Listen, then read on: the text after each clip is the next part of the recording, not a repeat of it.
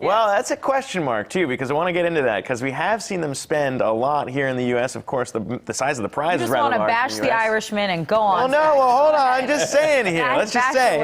Let's dissect this, though, because, yes, given the U.S. is the biggest pie for Netflix, it's not surprising that they continue to spend heavily on content here at home. But as evidenced by the Scorsese mob film The Irishman, new numbers suggest it might not be as big of a deal for Netflix as we initially thought. Netflix announced the film garnered streams from 26.4 million households globally in its first week and estimates 40 million streams for its first month.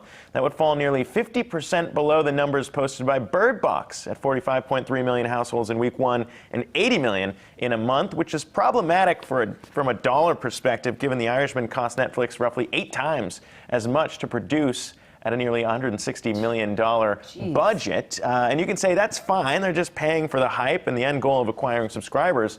But new figures from Seven Park Data shows that The Irishman, despite all the hype, actually led to fewer subscribers than Bird Box. Using a ratio of new U.S. signups to viewership as an assessment for the movie's performance, The Irishman again got bested by Bird Box by a slight margin, 8.2% to 8.6% advantage Bird Box. And guys, I know you could say, look, Bird Box was a hit, and it caused a whole storm, everyone covering up their eyes. It went viral. Every kid running around. The Bird Box challenge. And I understand. It did not exist with The Irishman. The challenge with The Irishman was just getting through it. Yes, that is, and that's a big problem. All 3.5 hours. That was The Irishman challenge. Yeah, that was. Watch Can you sit in the chair for 4 hours? Can you watch it? But I mean, the thing is, if you're going to spend that much money, I always thought Netflix's real kind of competitive advantage here was that it was a tech company. It was smart. It knew what to spend on.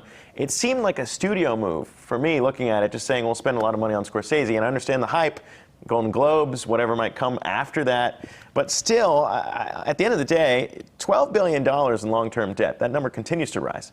If they're just going to go out and spend like a studio does and just throw money at stars, I just don't see that as sustainable when they're going up against the likes of Disney and some of these other studios.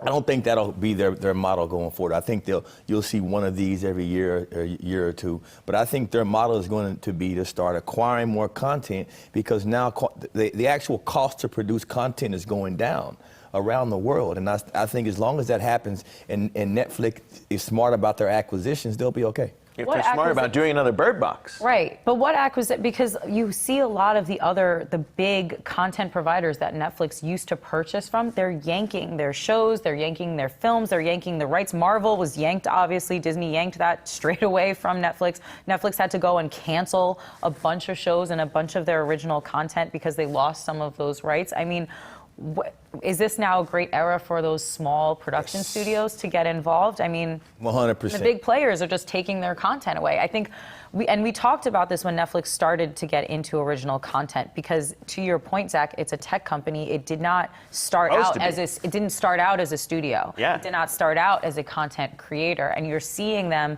kind of coming from behind on that aspect. I mean, they do have some wins. House of Cards was a huge win for them. Stranger Things, another huge win for them, but they can't keep throwing money at the wall like some of these big studio players can. All I'm saying is we've had Ross Gerber on the show before, seemingly a Netflix permabull, but he has shifted increasingly every time to Disney, and I've seen a lot of investors make a similar move as we see Netflix, the amount of debt they have on their balance sheet, what Disney, they're going up against. To that point, Disney, unlike Netflix, has distribution and the knowledge and the know-how in that Netflix doesn't. I mean, Disney already has all those relationships with theaters and coming up with toys and products, to match the shows that they're putting out. I mean, Baby Yoda is on back order. Baby Yoda, constantly on back order. The biggest star of 2019. And it's not even being sold yet. Yeah, I'm just saying. If I'm Netflix, I start putting my movies in the theater first and then bring it to my... Yeah, they've been trying. They've been trying. We'll see. They'll figure it out. We'll see if they can do it in 2020 again. For now, though, The Irishman, kind of big whiff.